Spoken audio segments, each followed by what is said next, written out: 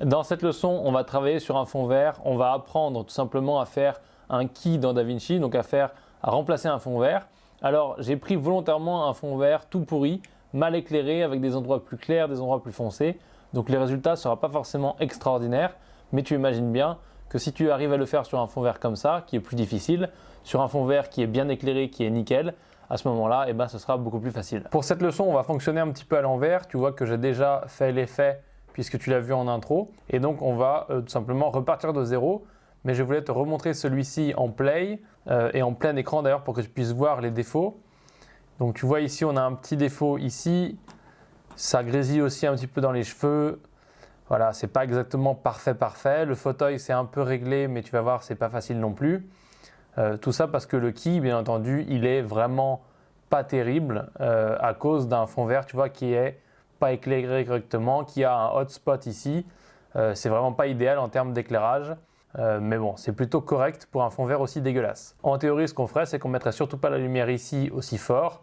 On mettrait un truc plus uniforme, voire même on essaierait d'équilibrer avec d'autres lumières en bas. Mais ça, c'est un fond vert qui est très sale. On sort du mode plein écran. Et donc là, on va aller chercher dans Media Pool, j'ai une autre séquence qui est donc le fond vert. Pareil, il n'y a aucun effet qui est fait. On ferme le Media Pool. Et donc là, pour faire le fond vert, on va tout simplement aller dans la partie Color. Et dans la partie Color, tu vois que c'est un peu le bazar. Donc on va remettre ça à la bonne taille. On va arranger l'environnement comme on veut. Et dans la partie Color, on va tout simplement utiliser le keyer qui est ici, dans notre premier node, pour enlever notre fond vert dans un premier temps. Si on affiche la timeline ici, tu vois qu'on a déjà en dessous l'autre plan, qui est notre fond.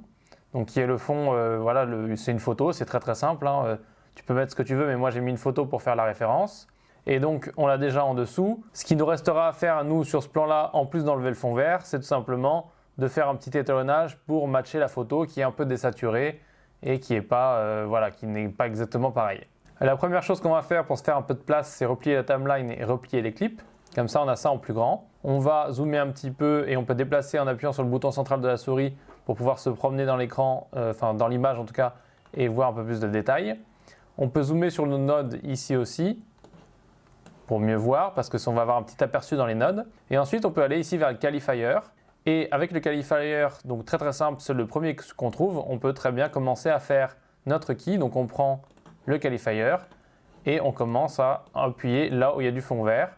Le problème de ce qualifier là, c'est qu'il n'est pas aussi efficace que le qualifier en 3D. Donc on va revenir à 0 ici et on va passer au 3D qualifier. Et là c'est le même concept, tu vois qu'on a juste un tout petit peu moins de réglage, mais c'est le même concept, on va aller mettre des points ou des traits là où on veut faire reconnaître donc la couleur à cahier. Tu vois, j'ai fait 3 petites lignes ici et lui, il m'a mis 3 valeurs là avec des couleurs donc RGB qui sont des valeurs qui me permettent de voir donc les différents types de verts que je vais enlever. Et tu vois à droite ici dans les nodes, si je le grandis un petit peu, et donc cette couche alpha elle est représentée par le gris et le gris c'est tout ce qui ne sera pas gardé, donc c'est tout ce qui va disparaître. Tu peux voir que là, c'est pas du tout dans le bon sens, donc nous on va l'inverser. Et maintenant on voit donc le gris il est à l'arrière puisque nous on ne veut pas garder le fond vert. Si tu veux afficher ça pour t'aider à travailler, tu cliques ici sur la petite baguette magique, on va dire, et ça t'affiche l'aperçu de ton futur fond vert. Là, tu vois qu'on a un petit problème de ce côté, donc on va cliquer. On clique aussi ici. Voilà, on clique ici, tac. Là aussi, par là. Donc là, tu vois qu'il est allé un peu hardcore puisque j'en ai mis ici. Et donc ça, on verra plus tard comment le régler. Et ensuite, on va vérifier voilà, qu'on a bien fait correctement. On va zoomer pour aller ici et essayer d'en enlever un maximum. Ça va nous faire gagner du temps plus tard quand on va cleaner. On va aller pareil par là, on va regarder, voilà. Donc celui-là, on peut l'enlever aussi. Alors là, c'est plutôt pas mal. Tu vois, si on met en plein écran, on a un fond vert qui est presque enlevé. Ça déborde sur certains trucs ici, puisqu'il y avait des petites plantes vertes. Ici, il y a des reflets du fond vert à cause de la lumière, donc ça déborde aussi. Et là, tu vois que sur le côté, c'est pas très clean. Maintenant qu'on a fini la première étape et qu'on a commencé à retirer le fond vert, on va utiliser les réglages avancés pour affiner ce truc-là et avoir un key qui est vachement plus propre, qui sera encore une fois dans notre cas pas parfait, mais qui va être vachement plus propre. Pour améliorer le key, on va venir toucher ces valeurs ici pour voir ce qui améliore et ce qui nous permet d'éliminer ces zones moches et de faire des meilleures tranches parce que là, tu vois que c'est un petit peu coupé au couteau et c'est pas vraiment ce qu'on veut. Donc on va rester zoomé et on va voir ce que ça donne. On va commencer par Black Clip. Tu vois que Black Clip, on monte, on descend, ça ne fait pas grand-chose, donc on va le laisser à 0. Par contre, Clean Black, ça va faire un bon boulot pour nous, puisque ça va nous permettre de réduire un petit peu ces petits côtés moches. Ensuite, si on dézoome, on fait un petit Clean White. Tu vois que ça nous enlève de la lueur dans les cheveux ici. Donc ça, c'est cool. Ensuite, là, on est plutôt pas mal, mais on pourrait faire mieux. Si tu zoomes ici, tu vois qu'on est encore un peu tout bizarre. Donc ce qu'on va faire, c'est qu'on va faire un blur, voilà, pour masquer un peu ça. Et donc ça, c'est pratique si en plus derrière, tu as une photo, quelque chose que tu vas intégrer, que tu vas devoir blurrer aussi. Ça permet d'avoir un bon blur sur les bords et c'est plutôt pas mal. Donc là, tu vois qu'on a toujours un petit liseré qui n'est pas terrible. On peut utiliser pour régler ça, le dernier outil, c'est In-Out Ratio. Et donc ça va réduire un petit peu ça va réduire le masque vers l'intérieur. Et c'est plutôt pas mal, mais il faut faire attention parce que ça peut améliorer certaines parties de ton image et ne pas améliorer d'autres parties. Donc il faut trouver le bon réglage pour ton image. On se remet en fit. Là, on va se mettre en plein écran, on va regarder ce que ça donne. Donc tu vois que dans les cheveux, on a un truc un peu sale, c'est pas terrible. Ici, c'est un peu sale, mais c'est pas grave, on le réglera plus tard. Ça, c'est pas grave, on va pas le voir. Et donc voilà, on voit que c'est pas de la folie, mais pour ce fond, si tu regardes bien le visage, tu regardes les cheveux, on est plutôt sur un truc correct pour un fond vert qui est vraiment super mal fait. Maintenant qu'on a fini de faire le key, donc d'isoler le fond vert et de faire en sorte qu'il soit compris comme une couche alpha, donc ce qui va nous permettre de l'enlever, de dire, l'ordinateur il va dire ça c'est transparent donc je ne l'affiche pas et j'affiche ce qu'il y a derrière par conséquent. Donc du coup maintenant qu'on a fini de faire ça, tu vois qu'on a encore plein de merde tout autour puisqu'on a le tableau ici, on a plein de choses et donc ce qu'il faut absolument faire c'est tout simplement supprimer ça et pour supprimer ça on va faire un masque. Donc ça va être encore un autre truc qui va dire à l'ordinateur d'enlever des bouts de trucs grâce à une couche alpha. Et donc c'est un masque, comme tu les connais, tu les as déjà vus dans d'autres logiciels. Je vais maintenant te montrer comment on fait le masque. Donc pour faire ça, on va aller dans les Power Windows ici. On va rester dans le même node et on va aller prendre une curve. On sélectionne et là on va tout simplement tracer notre masque. Donc en commençant par là, on va dézoomer et on se met au bon endroit. Tac, voilà. Là on va être dans le fond vert. On essaye de rester là dans les limites du fond vert. Là, on va à l'extérieur. On revient ici. Tac, tac.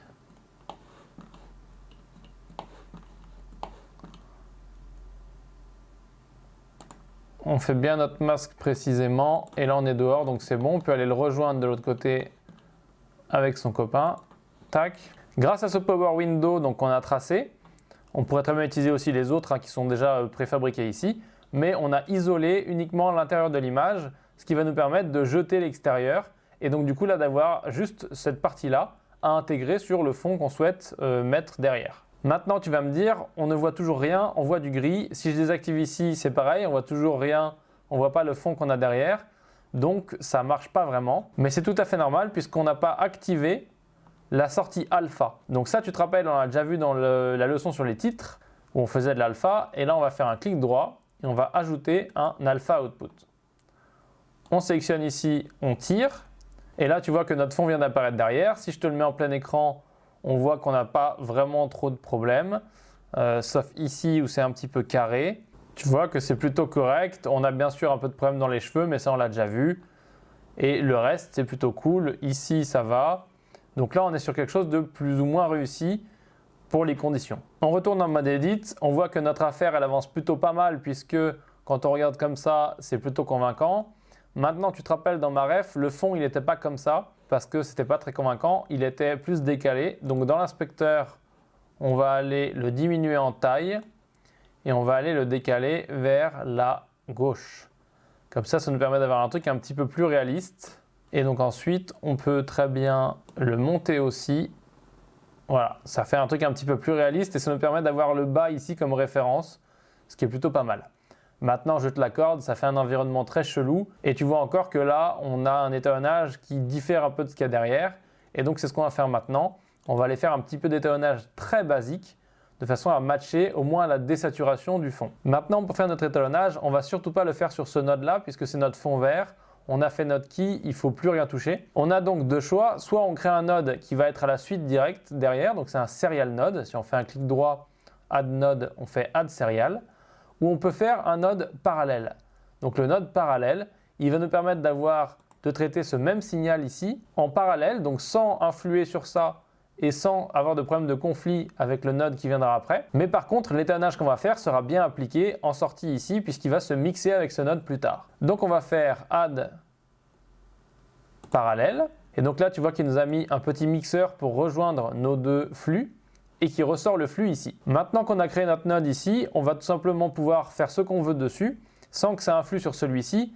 Et surtout, si après on veut faire autre chose dans ce node où on veut créer un serial, donc avec un node qui sera la suite pour par exemple faire un key du fauteuil et changer la couleur du fauteuil, on ne sera pas dérangé par ce node-là et on n'aura pas de problème.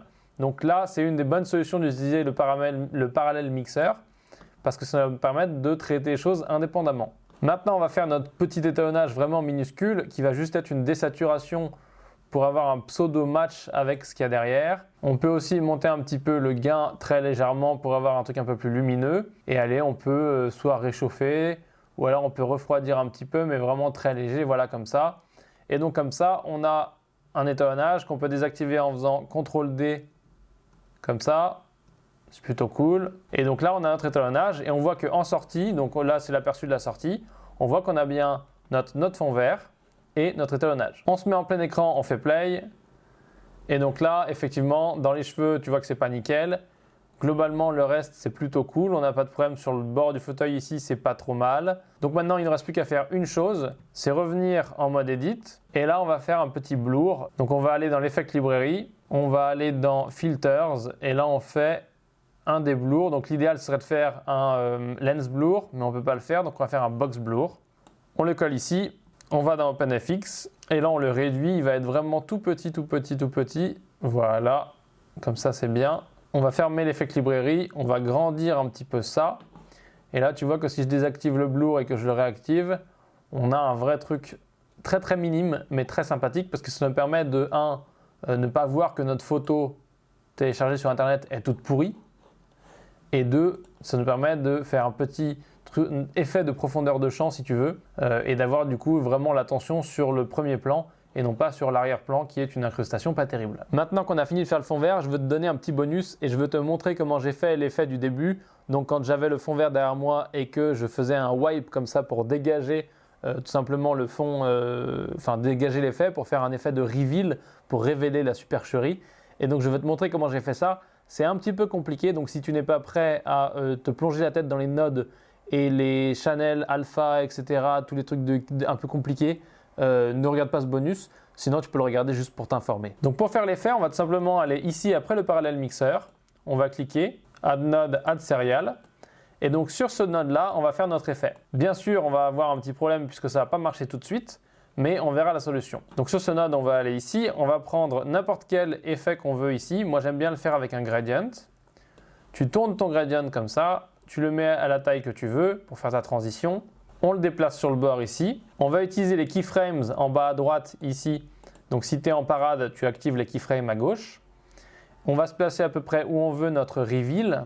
Et donc là, on va activer le corrector 4. Donc les keyframes du corrector 4, on active. On bouge un petit peu ce truc-là. Ensuite, on se déplace ici jusqu'à l'endroit où on veut la fin de notre effet. Et après, on déplace ça comme ça. Et donc du coup, notre effet va se réaliser. Si tu regardes bien dans l'aperçu à droite, voilà, l'effet va se réaliser en balayage tout simplement avec le gradient. Encore une fois, le problème, c'est que bien entendu, on ne voit pas notre effet ici puisque ça ne fonctionne pas parce qu'on n'a pas de sortie. Cette sortie-là, on ne l'a pas sortie sur l'alpha, donc on peut tout simplement la tirer et la sortir.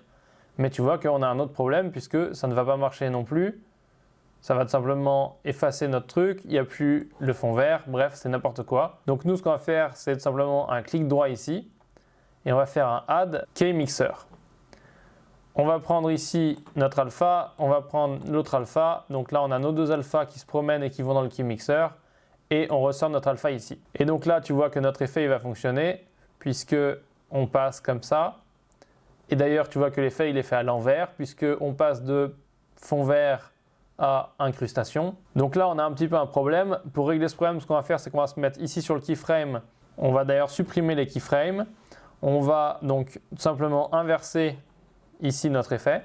Ensuite, on va activer le corrector 4. On bouge un petit peu ça pour qu'il prenne un point de référence. On se décale. On le met de l'autre côté. Et donc maintenant, quand tu fais play, en plein écran, on a exactement l'effet que j'avais fait en début de cette leçon. C'est tout pour cette leçon. Maintenant, tu sais faire un fond vert, même si tu vois, tu as un fond vert qui est super mal éclairé. Maintenant, bien entendu, je te recommande de faire le meilleur fond vert possible au tournage parce que ça va te garantir un keying et juste une vie plus facile en post-production. Avec n'importe quel logiciel, ce sera la même chose. Le mieux, c'est d'avoir le meilleur rush à la base, que ce soit pour la stabilisation, pour le fond vert, etc. Tous les effets seront toujours plus pratiques à faire dans ce cas-là. Donc, tu sais faire. Je vais te mettre ce rush-là en téléchargement pour que tu puisses faire tes tests. Et du coup, je te dis à la prochaine leçon.